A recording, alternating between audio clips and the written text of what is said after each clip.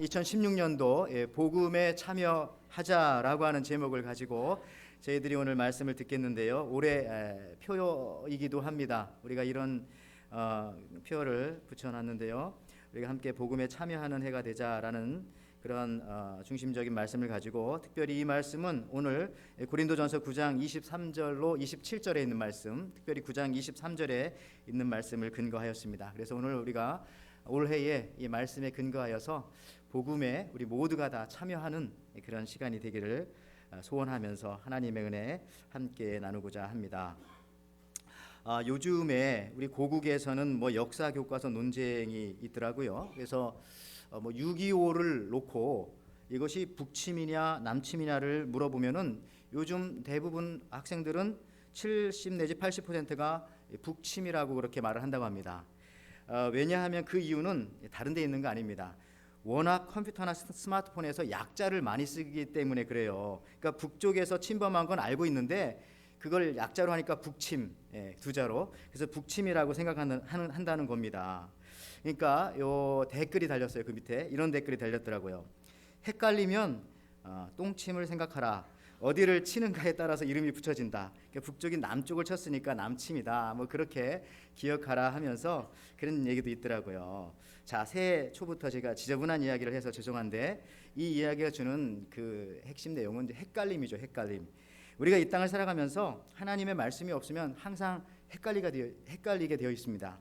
시대에 따라서 가치가 바뀌고 정권이 바뀌면서 사람이 바뀌면서 모든 생각들이 바뀌기 때문에 그렇습니다. 2016년도 이제 우리가 시작한 지 3일이 되었습니다. 작심삼일이라고 하는 말도 있는데, 혹시 여러분들은 무엇을 결심하고 작심하셨습니까? 어르신들한테는 참 죄송한 말씀이지만 제가 이제 한국 나이로 벌써 47이더라고요. 그런데 죄송합니다만은 이 나이 먹었는데도 저는 이제 작심이나 결심 안 하게 되더라고요. 언제부터인지 모르지만 한 번도 최근에 신년 들어서 작심하거나 결심한 적이 없어요. 왜 그럴까 하면은요, 작심하고 결심해도 안 되는 것을 알았기 때문에 그렇습니다. 소용이 없는 것 같아요. 지금으로부터 한 30년 전 중학교 3학년 시절에 학급 신년 초에 방학 때 학교 나와서 학급 회의를 하고 담임 선생님의 요구로 새해 계획에 대해서 말하는 시간을 가졌습니다. 중학생이니까 애들이 다 새해 결심들이 비슷비슷합니다. 숙제를 잘 해오겠습니다. 또 어떤 애는 책을 많이 읽겠습니다. 또 어떤 애는 일찍 일어나겠습니다. 근데 저쪽 끝에 있었던 한 아이가 일어나면서 이렇게 말하는 겁니다. 세월이란 강물처럼 흘러가는데 굳이 1월 1일이라고 무엇을 각오하는 것이 저는 도대체 이해가 되지 않습니다. 다른 애들이 이 똑같은 친구의 말을 듣고 깜짝 놀랐어요. 그래서 어떤 아이는 속으로 정말 내가 할 걸 이렇게 생각하는 사람도 있는데, 말하자면 아이의 말은 그런 거죠. 각오 안 하고 나는 그냥 산다, 이런 겁니다. 사실 각오하는 사람이 못 지킬 때가 많아요. 그죠? 저는 목사이기 때문에 내일 신년 특별 새벽기도 나온다고 각오하지 않습니다. 왜? 각오하지 않고 나오면 되는 거거든요. 굳이 각오까지 할 필요가 없다는 것이죠. 원래 안 되는 인간은 각오만 하는 거죠. 어떤 사람은 보면 맨날 365일 담배 끊는다고 하더라고요. 담배를 매일 끊는다고 결심하는 것은 매일 핀다는 얘기거든요.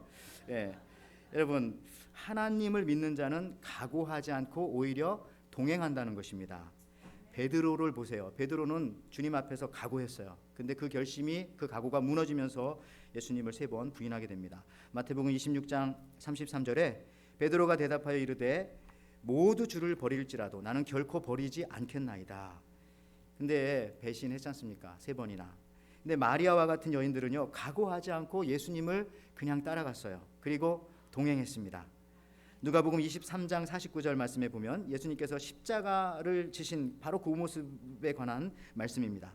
또 예수님을 아는 사람들과 갈릴리에서 예수님을 따라온, 동행한 여자들도 멀리 서서 이 일을 지켜보았다.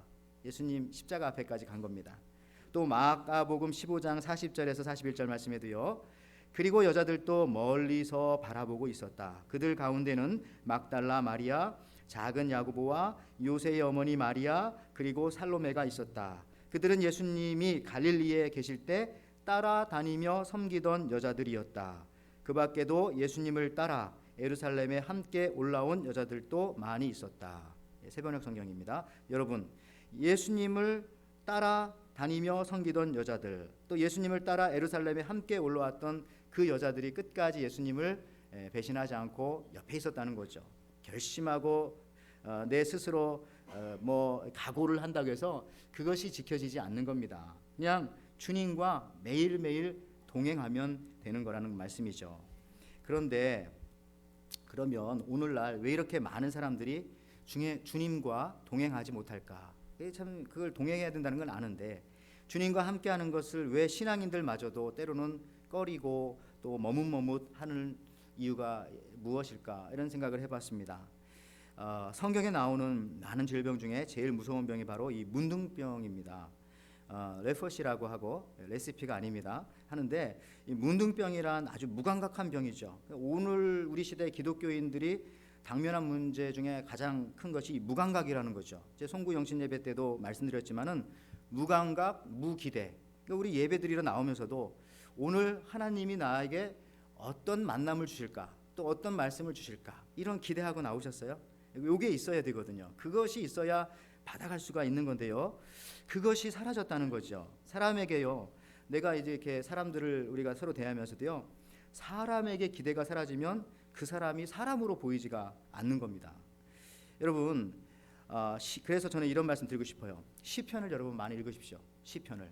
왜 갑자기 이렇게 뚱딴지같이 시편을 읽으라고 하냐? 뜬금없이 시편이냐? 왜냐하면 시를 읽어야 사람들의 마음에 감정이 생기고 감정이 움직여야 어떤 그 감각이 살아나고 감각이 살아나야 기대가 살아난다는 것이죠. 성경 시편을 많이 읽으시기 바랍니다. 기대감이 나기 위해서요. 여러분들 그 시인들은요 굉장히 민감합니다. 과학자들은 보는 것만 보려고 해요. 그런데 시인들은 어떻습니까? 보이는 것도 보지만 보이지 않는 것도 보고 또 보이지 않는 것을 보고 또 글로 쓰기도 합니다. 그러니까 이 시인이 가지고 있는 감성이라고 하는 것은 참 대단한 거죠. 오감을 넘어서 식스센스를 가지고 있는 거지 않습니까? 그래서 시편을 많이 읽고 그리고 우리가 이제 오늘 찬양하고 찬송을 불렀지만은 그게 다 시죠. 시에다 곡조 붙인 거지 않습니까? 그래서 시편을 많이 읽고 찬송을 많이 하고 또 복음성가도 많이 부르고 그렇게 하다 보면은 내 죽었던 감각이 내 시그러들었던 기대감들이 막 살아난다라고 하는 것이죠. 제가 이제 송군 영신 예배 마치고 잠이 안 와가지고 그날 전한 말씀을 생각하면서 깊이 생각해봤더니 하나님께서 어쨌든 이런 지혜를 주셨어요. 어떻게 하면 기대감이 생길까? 시편을 많이 읽고 찬송을 많이 하자. 근데 말이죠, 이 노래 시에 곡조를 붙인 건데 노래도 잘 불러야 합니다. 어느 한국의 그 문학 인류학자가 이런 말했어요. 우리나라의 교육에 문제가 있다는 거죠. 우리 고국에. 왜냐하면은 요즘에 문제가 많잖아요, 아이들이. 근데 이유가 뭐냐면 그 중에 하나를 이렇게 꼽았어요. 아이들이 어렸을 때부터 동요를 부르는데 그게 문제라는 겁니다.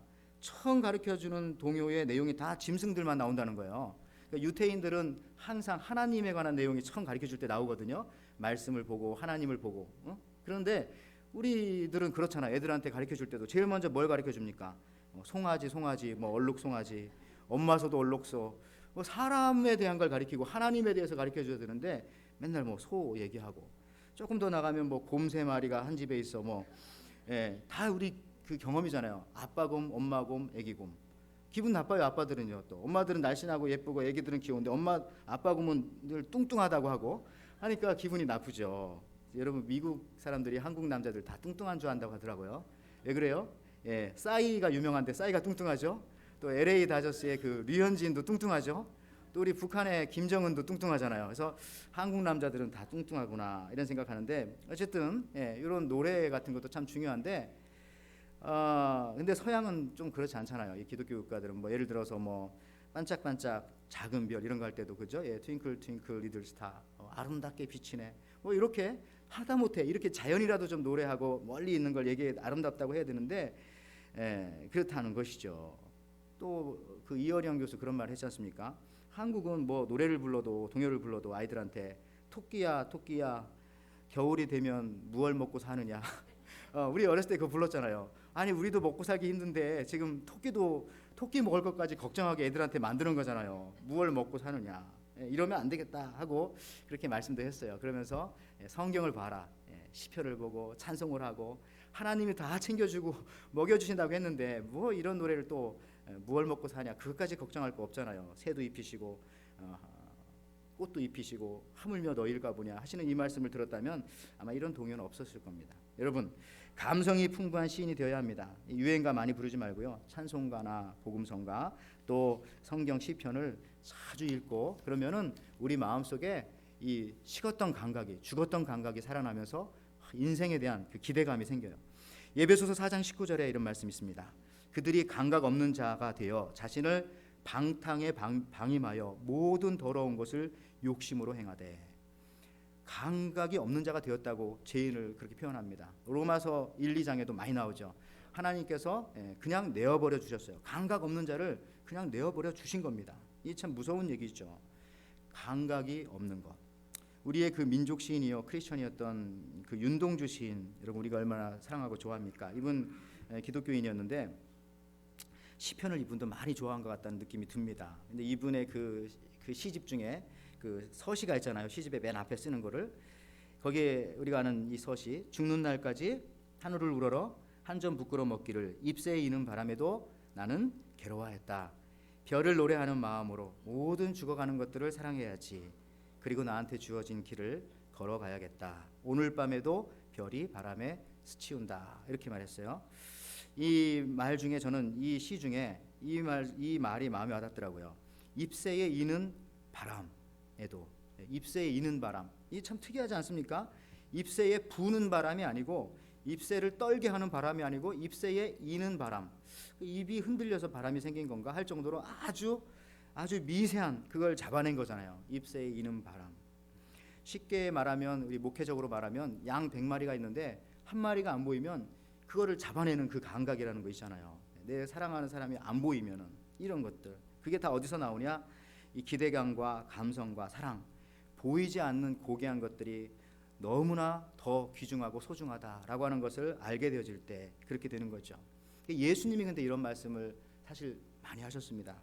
마태복음 11장 17절에요. 그 당시 이스라엘 백성들을 향해서 이렇게 말씀하셨어요. 가로되 우리가 너희를 향하여 피리를 불어도 너희가 춤추지 않고 우리가 애곡하여도 너희가 가슴을 치지 아니하였다 함과 같도다. 예수님이 말씀을 전하고 기적을 베풀었는데도 아무런 반응이 없기 때문에 예수님께서 하도 답답해서 하시는 말씀입니다.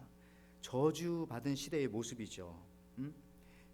예수님 시인이신데 이렇게 확실한 비유로 말씀하시니까, 작년에 그 한국에서 있었던 일입니다. 그 10살 된 여자아이가 지은 시인데, 혹시 아실지 모르겠는데 잔혹시라고, 잔혹하다 할 때 그 잔혹시이고요.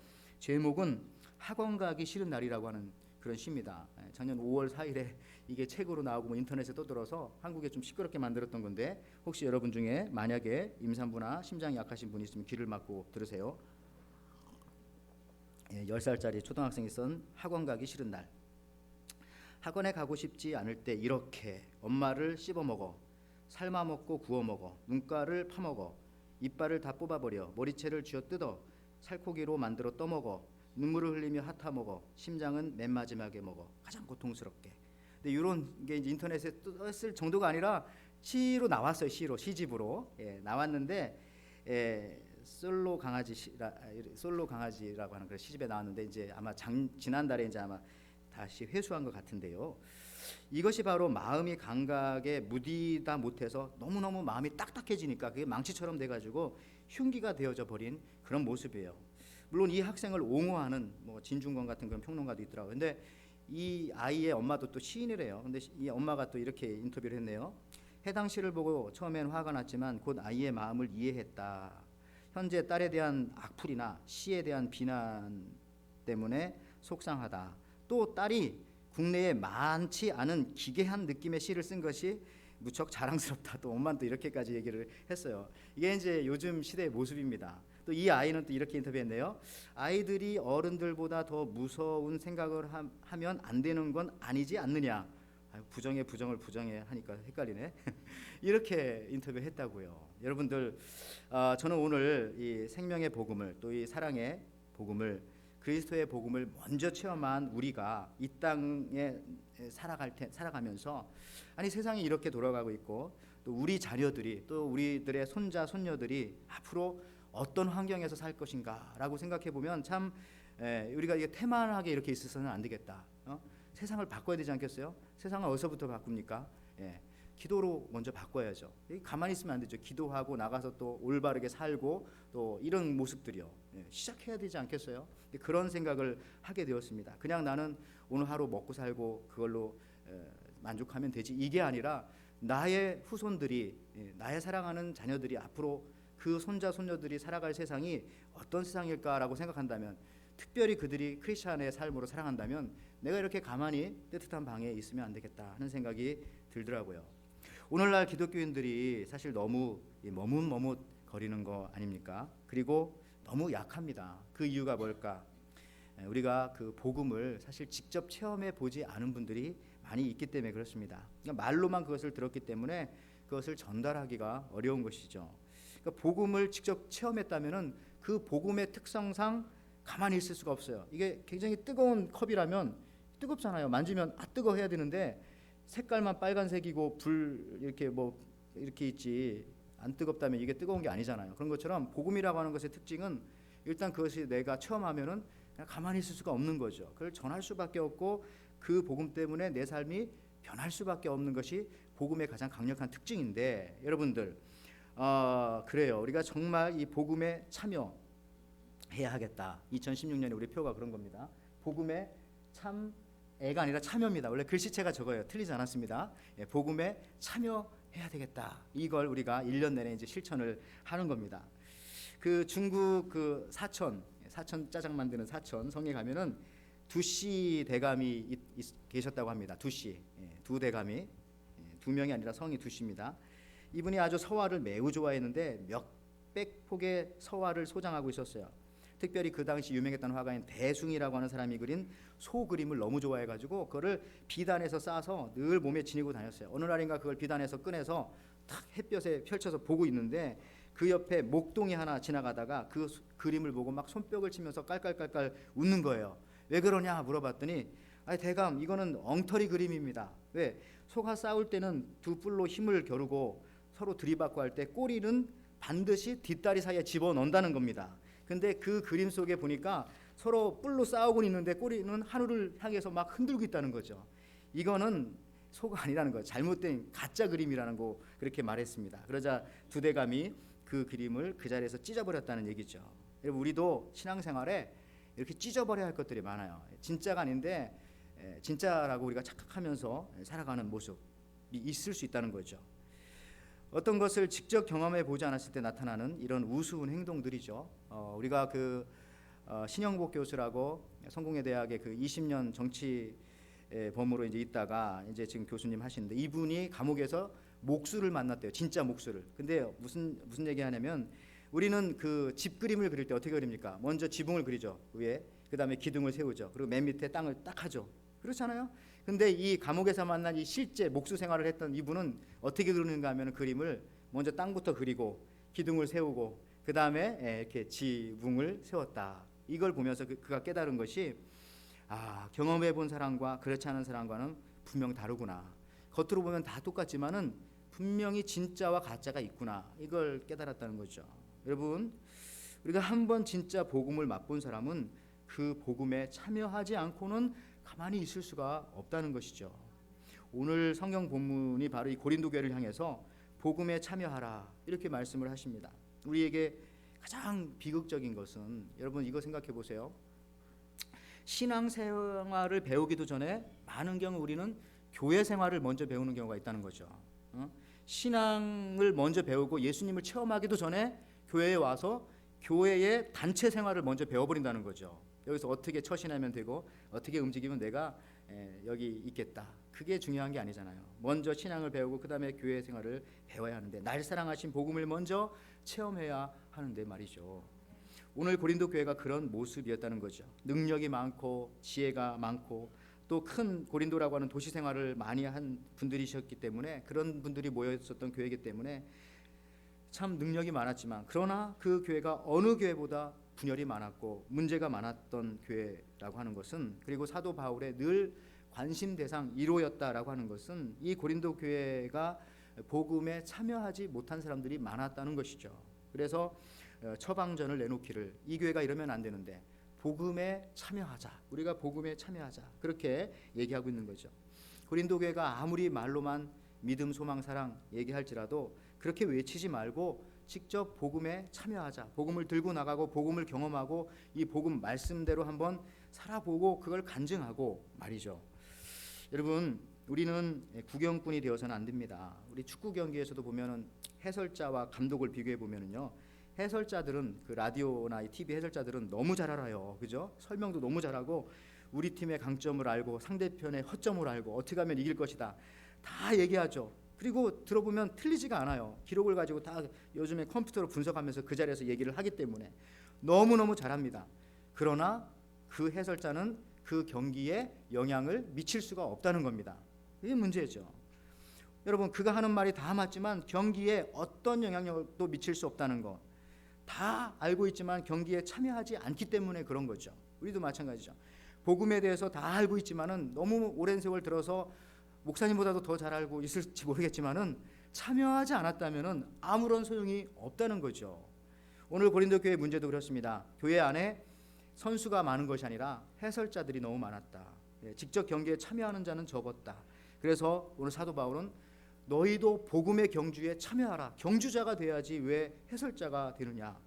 고린도전서 9장 24절 말씀에 운동장에서 다름질하는 자들이 다 달릴지라도 오직 상을 받는 사람은 한 사람인 줄 너희가 알지 못하느냐. 너희도 상을 받도록 이와 같이 다름질하라.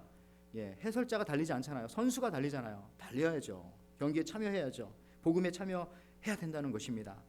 여러분, 하나님께서 참여하지 않고 훈수 두는 사람을 매우 싫어하십니다. 근데 이것이 얼마나 심각한 문제냐면요, 이 현실과 괴리되어져 있는 이론과 이 생각은 그 가치관에도 아무짝에 쓸모도 없지만은 그 정도가 아니라 그것이 나중에 부작용으로 일어나게 되면 많은 사람들을 해칠 수가 있다는 거죠. 예를 들어서요, 우리 히틀러 같은 경우, 아니 히틀러가 어떻게 그 600만 명이라고 하는 그 유태인들을 그렇게 죽일 수 있을까? 처참하게 그렇게 악랄하게 할 수 있었을까? 그건 뭐냐면요, 이론과 현실이 떨어져 있었기 때문에 그렇습니다. 더 쉽게 말하면 히틀러는 명령만 했어요. 자기가 죽이지 않았잖아요. 자기가 죽였으면 어떻게 600만 명을 다 죽여요, 그죠? 명령을 하고 명령을 받은 뭐 아이만이라든지 그 밑에 있는 그 부하의 부하들이 가서 그 일을 저질렀기 때문에 명령을 내리고 있는 히틀러는 하나도 뭐 마음에 꺼리낌이 없어요. 왜냐하면은 직접 가가지고 그런 나쁜 짓을 하면서 그 죽는 사람의 눈에 뭐 눈물을 본 것도 아니고 그 가족들의 슬픈 절교를 들은 것도 아니고 그냥 사무실에서 그냥 부대에서 명령만 하고 그걸로 끝났기 때문에, 여러분들, 명령자와 집행자가 달랐기 때문에 그렇다는 거죠. 마찬가지입니다. 복음도요, 알고만 있으면 안 되는 거죠. 그 복음에 참여해야지, 그렇지 않으면 오히려 참여하지 않는 그 자가 방해자가 되는 겁니다. 그 복음에. 이게 참 무서운 얘기이지 않겠습니까? 변화되지 않으면은 변화되지 않는 데가 복음의 방해자가 될 가능성이 거의 99%입니다.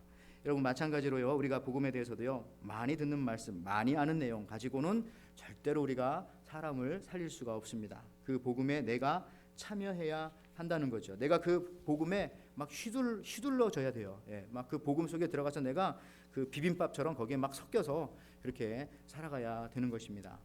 여호수아서 18장 3절에 이런 말씀하네요. 그리하여 여호수아는 이스라엘 백성에게 이렇게 일렀다. 언제까지 너희 조상의 하나님 여호와께서 너희에게 주신 땅을 차지하지 못하고 머뭇거리려느냐. 복음을 들었으면은 복음의 땅을 차지하고 삶이 변화되어야 되는데 언제까지 그렇게 머뭇머뭇거리느냐.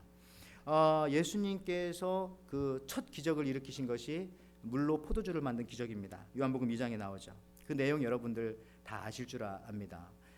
연회장에, 결혼식장에 포도주가 떨어졌습니다. 잔치집이 난리가 났죠. 그때 예수님의 어머니, 육신의 어머니 마리아가 예수님한테 요청을 했어요. 처음엔 거절했지만 예수님께서 나중에 들어주셨죠. 그래서 어떻게 했는가 하면은 그 중동 지방이니까 손님들이 오면은 모래나 이런 것들이 손발에 많이 묻어요. 그래서 항상 문 앞에다가 돌 큰 항아리에다가 물을 받아놔요. 그럼 그 물로 이제 손 씻고 발 씻고 들어오게 만들어요. 그 돌로 된 큰 항아리 6개가 있는데